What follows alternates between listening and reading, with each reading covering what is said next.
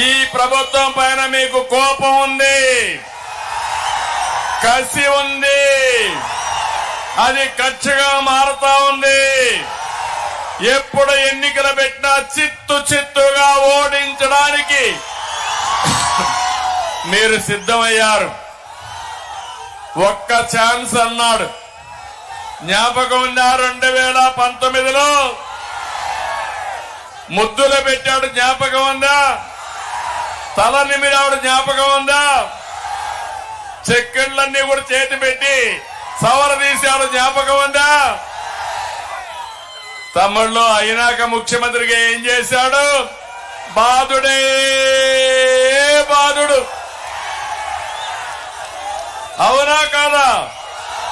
గుద్దుడే గుద్దుడు. ఎవరినైనా వదిలిపెట్టాడా అని అడుగుతున్నా మిమ్మల్ని. ఆ బాధ ఈరోజు మీ అందరిలో చూస్తున్నాం. ఒక బాధ, ఒక ఆవేదన, ఒక ఆక్రందన, ఒక ఆవేశంగా తయారైంది. తొలి రోజు నేను చూస్తే నా 3 మీటింగులు సూపర్ హిట్ అయినాయి. ఇక రాబోయే రోజులు అన్స్టాపబుల్ తెలుగుదేశం పార్టీ ఎన్డీఏ ఇక్కడ ఎక్కడికి వెళ్ళినా సాగునీరు లేని రైతు వెదనిపిస్తా ఉంది. ఉద్యోగం లేని మా యువత కనపడుస్తున్నారు. నాకు నమ్మించి తడిగుడ్డతో గొంతు కోసే ప్రభుత్వం ఏదో, మీ భవిష్యత్తు కోసం పనిచేసే ప్రభుత్వం ఏదో ఆలోచించుకోవాలని మిమ్మల్ని అందరినీ కోరుతున్నా. మాతో కలిసి అడుగేయండి, ఆశీర్వదించండి. రాష్ట్రాన్ని మార్చుదాం, మంచి చేద్దామని చెప్పి కూడా నేను మీకు తెలియజేస్తున్నా. ఇది రాష్ట్రానికి చాలా కీలక సమయం. 5 సంవత్సరాల నరకానికి, సంక్షోభానికి, సమస్యలకు చెక్ పెట్టే కార్యక్రమం ఇది. ఒకే విషయం మీ మనసులో ఉండాలి. ప్రజాస్వామ్యంలో అంతిమ న్యాయ నిర్ణేతలు ప్రజలే.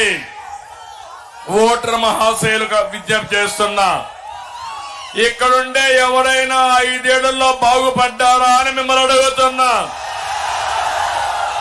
మీ జీవితాలు మెరుగైనాయా అని మిమ్మల్ని అడుగుతున్నా. మా ముస్లిం సోదరులు అడుగుతున్నా, మీ జీవితాలు బాగుపడ్డాయా అని మిమ్మల్ని అడుగుతున్నా. ఎవరి జీవితాలు కూడా బాగుపడలేదు. అందుకే సమయం లేదు మిత్రమా. 47 రోజులే, 7 వారాలే. ప్రతి ఒక్కరు కూడా మీరు ఆలోచించుకోవాలి. ప్రతిరోజు ఈ ప్రభుత్వానికి కౌంట్ డౌన్. గడిచే ప్రతిరోజు రాబోయే మంచి ప్రభుత్వానికి మిమ్మల్ని దగ్గర చేరుస్తుంది. 13వ తారీఖున మీరు ఓటింగ్ పోయినప్పుడు ప్రతి ఒక్కరూ మీ మనస్సాక్షిగా ఆలోచించుకోవాలి. ఆ చైతన్యం చేయడానికే నేను ఇక్కడికి వచ్చాను. నేను అడుగుతున్నా మిమ్మల్ని అందరినీ. ముఖ్యమంత్రి అంటున్నాడు బటన్ నొక్కానని. వట్టి బటన్ నొక్కుతున్నాడు అప్పుడప్పుడు. నేను అడుగుతున్నా, బటన్ నొక్కింది ఎంత, నువ్వు బొక్కింది ఎంత, నీ వాటా ఎంత చెప్పమని సవాలు విసురుతున్నా. 47 రోజులు మీ కుటుంబం ఆలోచించండి. మీ దిశ మార్చబోతుంది ఎన్నిక. మళ్ళీ మంచి రోజులు కావాలా, మళ్ళీ రావణాసుడి పాలన కావాలా ఆలోచించుకునే సమయం వచ్చిందని చెప్పి కూడా మీకు తెలియజేస్తున్నా. నేను ఒక్క విషయం అడుగుతున్నా. ఒకప్పుడు కరెంట్ బిల్లు ఎంత ఉండేది తమ్ముడు అని మిమ్మల్ని అడుగుతున్నా. ఎంత ఉండేది? 200 రూపాయలు వచ్చే బిల్లు ఈ రోజు ఎంత? 800-1000 రూపాయలు అయిందా లేదా అని మిమ్మల్ని అడుగుతున్నా. పోలింగ్ రోజున బూత్ పోయే మునుపు ఆలోచించుకోవాలి. మీకు 100 రూపాయలు 1000 రూపాయలు ఇచ్చి నెలకు ఒక్క కరెంటు ఛార్జీలో 1000 రూపాయలు లాగేసి జలగ కావాలా, మంచి ప్రభుత్వం కావాలా ఆలోచించాల్సిన అవసరం ఉంది. 5 సంవత్సరాల్లో ఒక కరెంటు బిల్లులో ఎంత నష్టపోయారో ఒక్కసారి గుర్తు చేసుకోండి. దానిపైన ఓటేయండి అని మీకు అందరికి విజ్ఞప్తి చేస్తున్నా.